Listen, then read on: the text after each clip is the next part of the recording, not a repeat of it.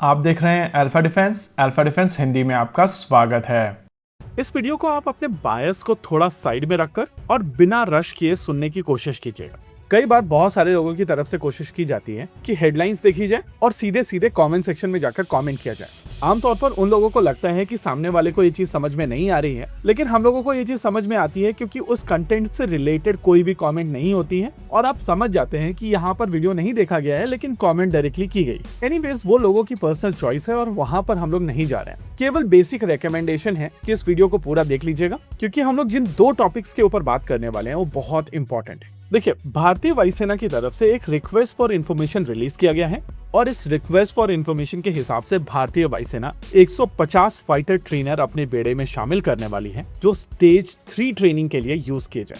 देखिए, इस समय भारतीय वायुसेना की तरफ से Hawk advance jet trainers use किए जा रहे हैं और ये जेट ट्रेनर्स आने वाले समय में रिटायर किए जाएंगे, जिनके रिप्लेसमेंट के लिए भारतीय वायुसेना को एयरक्राफ्ट की आवश्यकता है। अगर आप भारतीय वायुसेना की एक्सरसाइजेस को देखते चले आए हैं, जैसे कि आयरन फिस्ट या वायु शक्ति, तो आपने देखा होगा कि हॉक एडवांस जेट ट्रेनर्स का प्रयोग करके भारतीय वायुसेना बॉम्बिंग, रॉकेट अटैक्स और दूसरे सिमिलर अटैक्स करती आई है। यानी कि भारतीय वायुसेना के ये एयरक्राफ्ट वनीला ट्रेनर्स नहीं है। इन एयरक्राफ्ट के पास में अपनी खुद की वॉर फाइटिंग कैपेबिलिटी होती है और स्टेज 3 में आप कोशिश करते हैं कि भारतीय वायुसेना के पायलट्स काफी हद तक स्क्वाड्रंस के लिए तैयार हों, ताकि कन्वर्जन ट्रेनिंग में बहुत ज्यादा समय ना लगे। इसके अलावा भारतीय वायुसेना की अगर प्लानिंग को देखा जाए तो आने वाले समय में काफी तेजी से स्क्वाड्रन स्ट्रेंथ बढ़ाई जाएगी और उस स्क्वाड्रन स्ट्रेंथ को मीट करने के लिए आपकी ट्रेनिंग भी काफी तेजी से होनी चाहिए। यही कारण है कि भारतीय वायुसेना के ट्रेनर्स के ऊपर भी एम्फेसिस होना चाहिए और एग्जैक्टली उसको एड्रेस करने के लिए भारतीय वायुसेना की तरफ से ये रिक्वायरमेंट रेज की गई।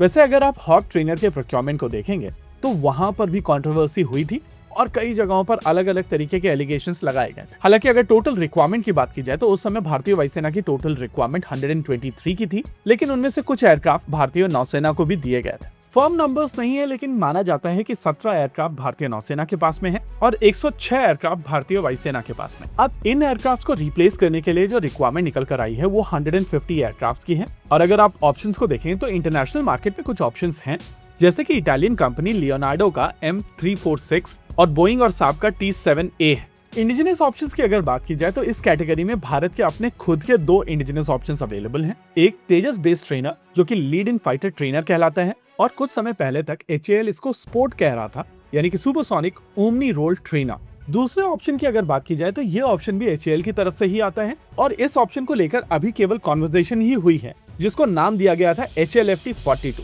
HLFT-42 को लेकर आइडिया था कि यहाँ पर next generation trainer aircraft offer किया जाएगा, जो कि आने वाले भारतीय वायुसेना के नेक्स्ट जनरेशन फाइटर एयरक्राफ्ट के लिए लीड इन फाइटर ट्रेनर के तौर पर काम करेगा। वैसे इनिशियली HLFT को लेकर आइडिया था कि ये रिक्वायरमेंट आमका जैसे फाइटर जेट के लिए ट्रेन करने के लिए यूज की जाएगी, लेकिन अगर भारतीय वायुसेना की तरफ से ये रिक्वायरमेंट आज निकल कर आई है तो यहाँ पर HAL को चीजों को एक्सपेडाइट करना पड़ेगा, जिसको लेकर उनकी हिस्ट्री सही नहीं।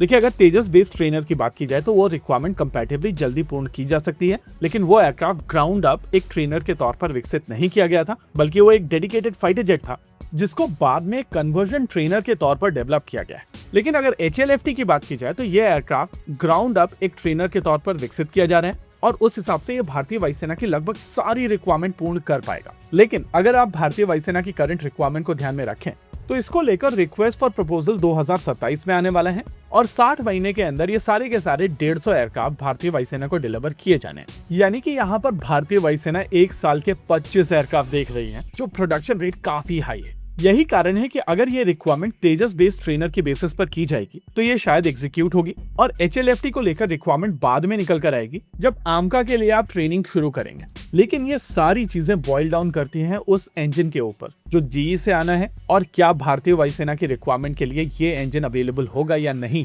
वो क्वेश्चन बना रहा है। आने वाले समय में हम लोगों को इसको लेकर और ज्यादा डिटेल्स मिलेंगी और तब जाकर हम लोग इसके बारे में और ज्यादा डिटेल में बात करेंगे। होपफुली ये चीजें RFI से आगे बढ़ेंगी और eventually request for proposal release किया जाएगा। इसके अलावा होपफुली GE भी इस चीज को देख रहा है, जहां पर उन लोगों को ये चीज समझ में आएगी कि आने वाले समय में भारतीय वायुसेना की 150 इंजन की रिक्वायरमेंट होगी और ये रिक्वायरमेंट इवेंचुअली 300 इंजन तक पहुंच सकती है। तो बिजनेस यहाँ पर सिग्निफिकेंट।